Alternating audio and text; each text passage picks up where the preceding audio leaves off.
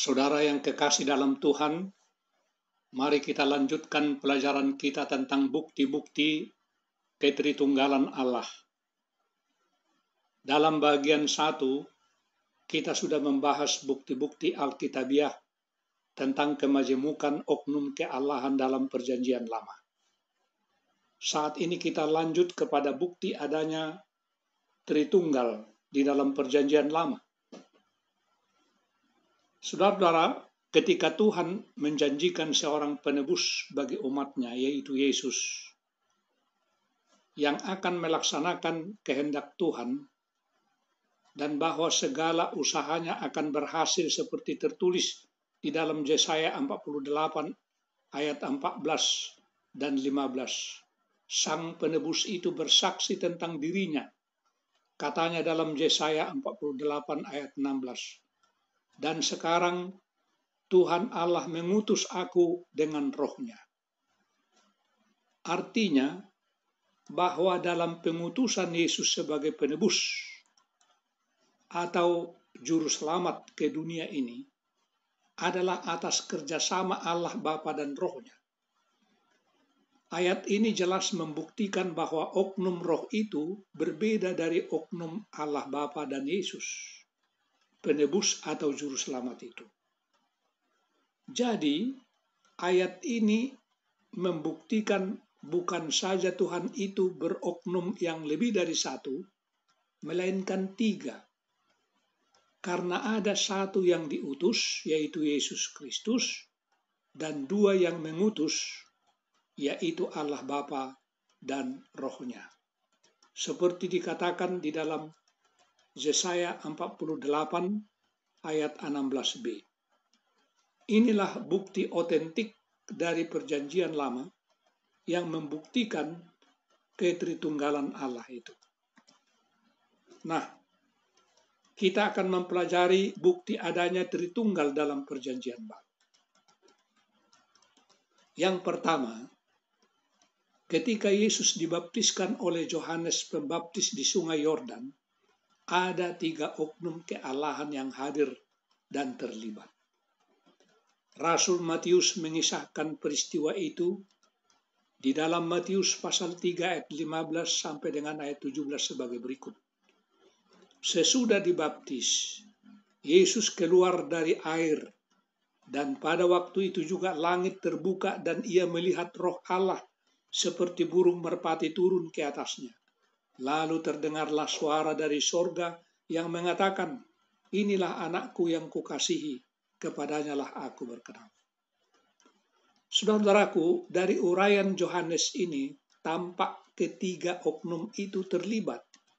Satu dibaptiskan, yaitu Yesus, satu turun dari sorga dan hinggap di atasnya, yaitu Roh Kudus, dan satu lagi memberikan pengumuman, yaitu Allah Bapa, yang mengumumkan bahwa Yesus itu adalah anaknya. Istilah Bapa dikenakan kepada Tuhan yang memberikan pengumuman itu, karena ia sendiri yang memproklamasikan Yesus sebagai anaknya. Karena masing-masing oknum yang 3 itu memainkan peranan yang berbeda, maka oknum-oknumnya pun pasti mempunyai pribadi yang berbeda. Dengan kata lain, Yesus tidak mempunyai oknum atau pribadi yang sama dengan Roh dan Allah Bapa.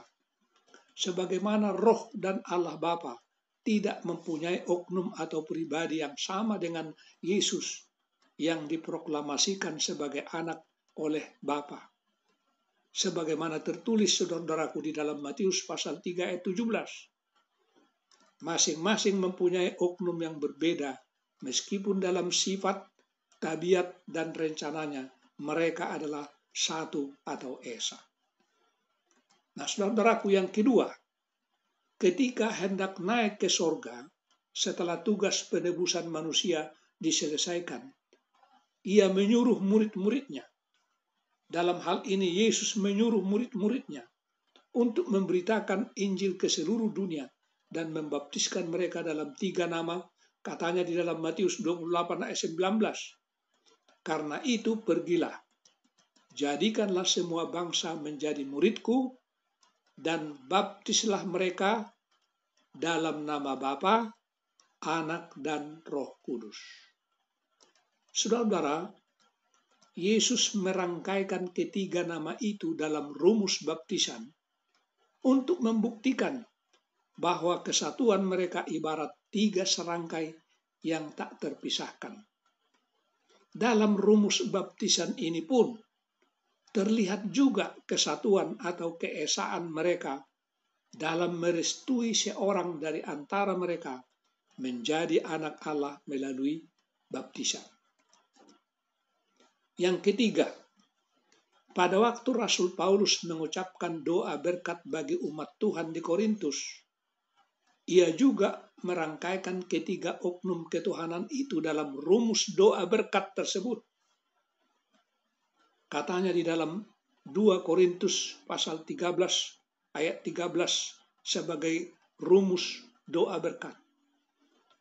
Kasih karunia Tuhan Yesus Kristus dan kasih Allah dan persekutuan Roh Kudus menyertai kamu sekalian. Saudara-saudaraku, rumus doa berkat ini pun turut membuktikan bahwa ketika oknum ketuhanan itu merupakan tiga serangkai yang tidak terpisahkan kesatuannya, meskipun ketiganya memiliki pribadi yang berbeda. Dengan kata lain, berkat Tuhan itu turun ke atas umatnya dengan persetujuan bersama dari ketiga oknum itu. Nah, yang keempat, saudara-saudaraku, pada waktu menjanjikan pengutusan Roh Kudus ke dunia ini, Yesus juga melibatkan ketiga oknum ketuhanan itu. Katanya di dalam Yohanes 14 ayat 26, tetapi penghibur, yaitu Roh Kudus, yang akan diutus oleh Bapa dalam namaku, dialah yang akan mengajarkan segala sesuatu kepadamu dan mengingatkan kamu akan semua yang telah kukatakan kepadamu. Saudara-saudaraku, dari sebutan Yesus ini jelas terbukti adanya kesepakatan atau kerjasama di antara Allah Bapa dan Anak atau Yesus dalam hal ini pada waktu mengutus Roh Kudus ke dunia ini, sebagaimana adanya kesepakatan atau kerjasama di antara Allah Bapa dan Roh Kudus pada waktu mengutus Juru Selamat ke dunia ini, seperti tertulis di dalam Yesaya 48 ayat 16b.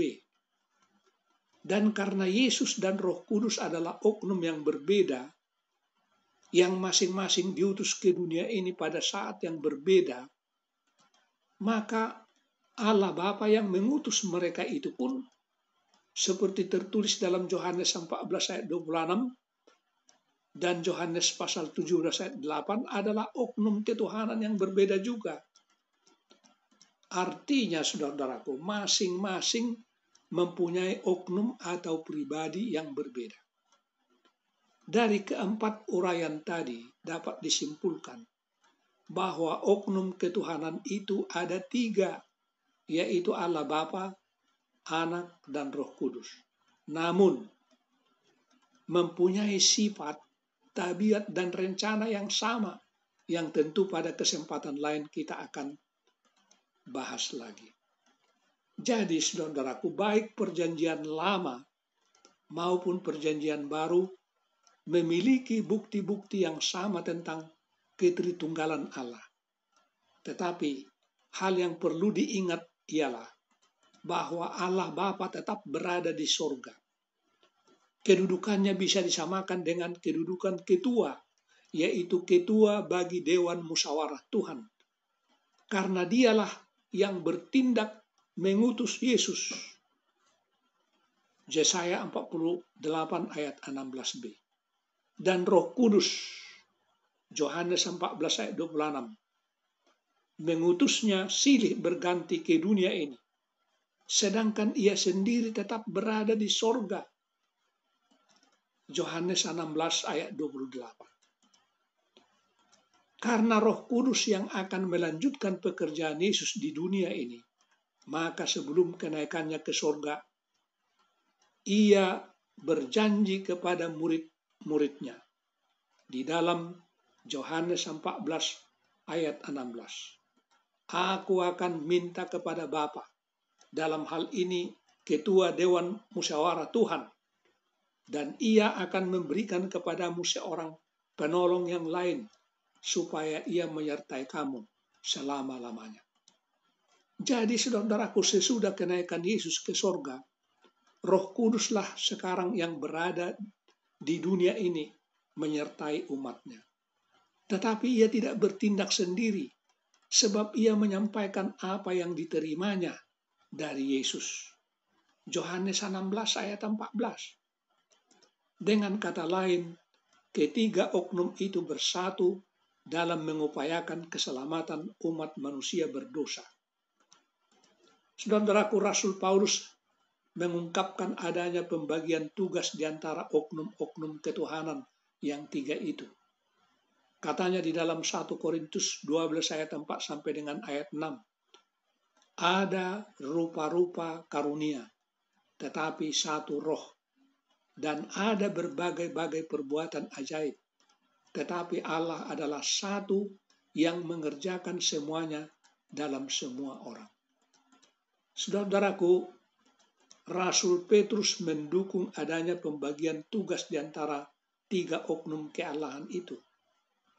Katanya di dalam 1 Petrus pasal 1 ayat 1 dan 2. Dari Petrus, Rasul Yesus Kristus, kepada orang-orang pendatang yang tersebar di Pontus, Galatia, Kapodokia, Asia Kecil, dan Bitinia, yaitu orang-orang yang terpilih sesuai dengan rencana Allah Bapa kita dan yang dikuduskan oleh Roh supaya taat kepada Yesus Kristus. Nah, yang keenam, saudaraku, bukti terakhir tentang ketritunggalan Allah di dalam perjanjian baru tampak di dalam pengiriman salam yang disampaikan oleh Rasul Yohanes pewahyu kepada 7 jemaat yang terdapat di Asia Kecil. Katanya di dalam Wahyu pasal 1 ayat 4 dan 5. Dari Yohanes kepada ketujuh jemaat yang ada di Asia Kecil. Kasih karunia dan damai sejahtera menyertai kamu dari Dia yang ada dan sudah ada dan yang akan datang, dan dari ketujuh roh Allah yang ada di hadapan tahtanya, dan dari Yesus Kristus, saksi yang setia, yang pertama bangkit dari antara orang-orang mati, dan yang berkuasa atas raja-raja di bumi. Saudaraku, salam yang disampaikan Yohanes dalam 3 nama itu membuktikan bahwa hingga buku Wahyu, keesaan atau kesatuan ketiga oknum ketuhanan itu tetap dipertahankan untuk menunjukkan dan membuktikan bahwa kesatuan mereka kekal sifatnya. Dan kalau Tuhan sudah menyatakan dirinya terdiri dari 3 oknum, saudaraku, suka atau tidak suka, manusia seharusnya menerima sebagaimana yang telah dinyatakannya, sebagaimana yang telah dinyatakan oleh Allah. Saudaraku, semua ayat yang kita telah pelajari telah membuktikan bahwa ada 3 oknum kealahan, yakni Allah, Roh Allah, dan Firman atau Yesus yang juga disebut Allah. Identitas Allah dan Roh Allah jelas diungkapkan di dalam Kejadian pasal 1 ayat 1 dan 2 yang bunyinya, pada mulanya Allah menciptakan langit dan bumi. Bumi belum berbentuk dan kosong. Gelap gulita menutupi samudra raya, dan Roh Allah melayang-layang di atas permukaan air. Saudaraku, identitas Allah yang sama disebut mempunyai eksistensi yang sama dengan Firman atau Yesus, yaitu oknum kealahan yang ketiga, seperti diungkapkan di dalam Yohanes 1 ayat 1 dan 2 yang bunyinya, pada mulanya adalah Firman, Firman itu bersama-sama dengan Allah, dan Firman itu adalah Allah. Ia pada mulanya bersama-sama dengan Allah. Saudaraku, marilah kita dengarkan kesimpulan pada saat ini. Yang pertama, Perjanjian Lama dan Perjanjian Baru dengan jelas membuktikan adanya oknum Tritunggal, yaitu Allah Bapa, Anak atau Yesus, dan Roh Kudus. Yang kedua, bukti pertama ialah penggunaan istilah kita dan kami di dalam Perjanjian Lama. Dan yang ketiga, bukti kedua ialah adanya kerjasama di antara Allah Bapa dan Roh Kudus dalam pengutusan Yesus sebagai penebus ke dunia ini. Yesaya 46 ayat 16b. Dan kesimpulan yang keempat, bukti ketiga ialah bahwa Yesus sendiri mengaku bahwa Roh Kuduslah yang mengutusnya ke dunia ini. Katanya di dalam Lukas pasal 4 ayat 18, Roh Tuhan ada padaku dan Ia telah mengutus aku. Kesimpulan yang kelima, bukti keempat ialah adanya kerjasama di antara Allah Bapa dan Anak atau Yesus dalam pengutusan Roh Kudus ke dunia ini. Yohanes 14 ayat 16 dan 26. Kesimpulan yang keenam, ketiga oknum kealahan hadir pada waktu Yesus dibaptiskan, ibarat tiga serangkai yang tidak terpisahkan. Matius 3 ayat 15 sampai dengan ayat 17. Sebagaimana ketiga oknum itu disatukan dalam rumus baptisan di dalam Matius 18 ayat 19 dan dalam rumus doa berkat di dalam 2 Korintus 13 ayat 13. Kesimpulan yang ketujuh, ketiga oknum itu disatukan dalam salam yang ditujukan Rasul Yohanes pewahyu kepada ketujuh jemaat yang terdapat di Asia Kecil, Wahyu 1 ayat 4 dan 5. Dan kesimpulan yang kedelapan, adanya Dewan Musyawarah Tuhan di sorga, sebagaimana dinyatakan dalam Yeremia 23 ayat 18 dan ayat 22. Kalau ada dewan, saudara-saudaraku, maka anggota-anggotanya pasti lebih dari satu. Kemudian karena menurut bukti-bukti Alkitabiah hanya ada tiga oknum kealahan, yaitu Bapa, Anak, dan Roh Kudus, maka ketiganya lah yang menjadi anggota-anggota dan ketua Dewan Musyawarah Tuhan tersebut. Saudara-saudaraku, sampai di sini akhir dari pelajaran kita. Biarlah pelajaran firman Tuhan ini membawa berkat bagi kita semua. Haleluya. Amin.